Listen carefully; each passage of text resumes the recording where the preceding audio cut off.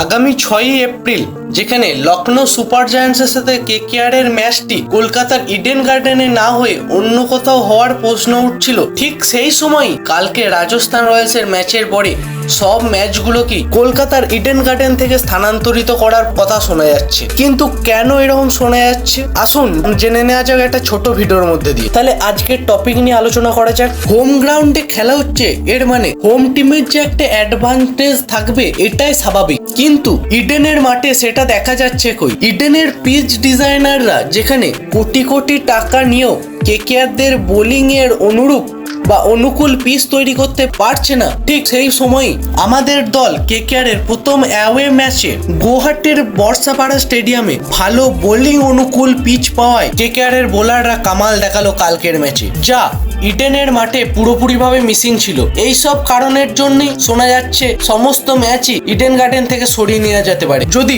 Home team তার home গ্রাউন্ডে home টিমের অ্যাডভান্টেজই না পেলো, তাহলে হোম গ্রাউন্ডে খেলে লাভই কি? তা বন্ধুরা, এই ভিডিওটাকে অনেক শেয়ার করো এবং লাইক করো, যাতে এই ভিডিওটি কলকাতার টিম ম্যানেজমেন্টের কাছে যায় এবং আর ইডেনের যে পিচ ডিজাইনার আছে তার যেন টনক নড়ে এবং সে ইডেন গার্ডেনে কেকেআর এর বোলিং অনুরূপ পিচ তৈরি করার আগ্রহী হয়। তাহলে বন্ধুরা, তোমাদের কি মনে হয় ইডেনের মাঠে নেক্সট খেলা হোম টিমকে অ্যাডভান্টেজ পাবে, না ইডেনের মাঠ থেকে সমস্ত খেলাকেই সরিয়ে নিয়ে যাওয়া হবে অন্য কোনো স্টেডিয়ামে?